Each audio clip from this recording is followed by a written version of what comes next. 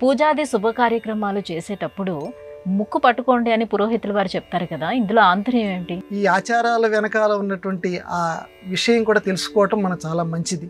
ముక్కు పట్టుకోండి అంటారు. ముక్కు పట్టుకోండి అని అంటే ప్రాణాయామానికి అది ప్రధానమైనటువంటిది. ఆయామము అంటే నిలుపుట అని, ప్రాణాన్ని నిలిపేయాలి. అంటే మనం ఎంత ఎక్కువగా ఊపిరి తీస్తుంటామో అంత తొందరగా ఊపిరి ఖర్చు అయిపోతుంది. ఖర్చు అయిపోయి అంత తొందరగా చచ్చిపోతాం. మనం ఊపిరిని ఎంతగా మనం బిగపడతామో, అంటే మనం బ్యాంకులో కనుక ఫిక్స్డ్ డిపాజిట్ కింద డబ్బును దాచిపెట్టుకుంటే తర్వాత మనకి ఏ రకంగా ఉపయోగపడుతుందో, ఈ ఊపిరిని కూడా చాలా జాగ్రత్తగా వాడుకుంటూ లోపల కనుక దాచిపెట్టుకుంటే అన్ని ఎక్కువ రోజులు మనం బతుకుతాం. అందుకే మన పెద్దవాళ్ళు ప్రాణాయామము అనే పద్ధతి ఒకటి పెట్టారు.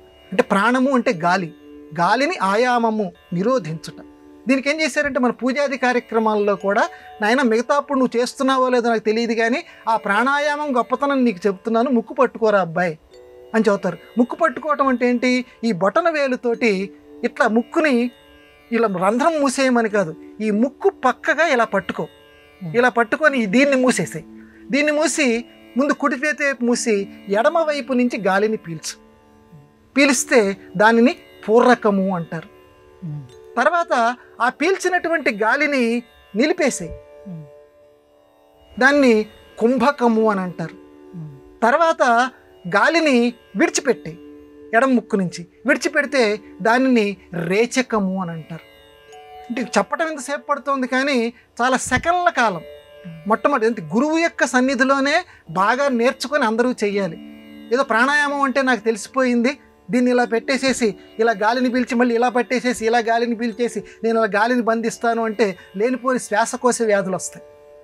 ఒక గురువు గారి యొక్క సమక్షంలో ఈ పూరకం ఎంతసేపు చేయాలంటే మన యొక్క శరీర స్థితిని అనుసరించి గురువు గారు చెప్తారు, నాయన ఇంతసేపు మాత్రమే నువ్వు ఊపిరి బిగపట్టగలవు, అంతసేపు మాత్రమే నువ్వు ఊపిరి బిగపట్టు, మిగతా సమయాల్లో చేస్తే నీ యొక్క ఆరోగ్యం దెబ్బతింటుందని గురువుగారు మన శరీర స్థితిని అనుసరించి చెప్తారు. కాబట్టి గురువుగారి సమక్షంలో ప్రాణాయామం చేయటం చాలా మంచిది.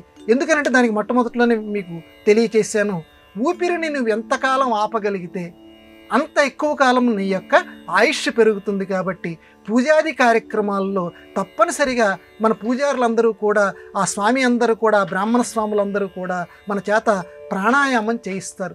అంత ఓపిక మనకు ఉండదు కాబట్టి కనీసం ముక్కు పట్టుకోరా అంటారు. అంటే దానికి సంకేతంగా, ప్రాణాయామానికి సంకేతంగా మనం ఏం చేస్తుంటామని కొంతమంది ఊరికి ఇలా పట్టుకుంటుంటారు. కానీ ముక్కు పట్టుకోవటం అంటే దాని అర్థం అంటే ఇది ప్రాణాయామం చేయమని అసలు అర్థం. సాంకేతిక అర్థం మాత్రమే మనం ఇప్పుడు చేస్తున్నాం.